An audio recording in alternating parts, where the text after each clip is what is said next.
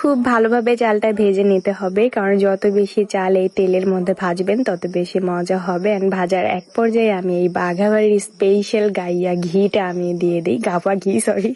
তো এই স্পেশাল ঘিটা দিয়ে দেওয়ার পরে কিন্তু ফ্লেভারটা আরো অনেক বেশি ভালো আসে। এন্ড রান্না করতে করতে আমি প্রচুর পরিমাণে ঘেমে গিয়েছিলাম, এন্ড আপনাদের সাথে একটু ভিডিও করে নিয়েছি, ভিডিও শেয়ার করেছি। সামান্য পরিমাণে ঘি দিয়েছি, কারণ ঘি আমি বেশি খাইতে পারি না। যদিও পোলাওটা রান্না করার লাস্টের দিকে ঘিটা দেওয়া উচিত, বাট তখন ফ্লেভারটা একটু স্ট্রং থাকে, যার জন্য আমি একটু আগেই দিয়ে নিয়েছি। চাউলটা ভালোভাবে ভেজে গরম পানি করে রেখেছিল মইন আলাদা চুলাতে, সেখানে পরিমাণ মতো মইন গরম পানি দিয়ে দেয়। অ্যান্ড আমি কয়েকটা কাঁচামরিচ দিয়ে দিই যেন ফ্লেভারটা আরো ভালো আসে। তারপর যখন পোলার চালটা 80% কুক হয়ে যায়, তখন আমি বাটিতে তুলে রাখা আলাদা চিংড়িগুলা দিয়ে দেই অ্যান্ড ভালোভাবে নাড়াচাড়া করে একটু দমে রেখে দেই অ্যান্ড চুলার জাল আস্তে আস্তে দেই। এই তো ফাইনালি হয়ে গেল চিংড়ি পোলাও রান্না, যেটা আমি জীবনের প্রথমবারের মতো রান্না করেছি।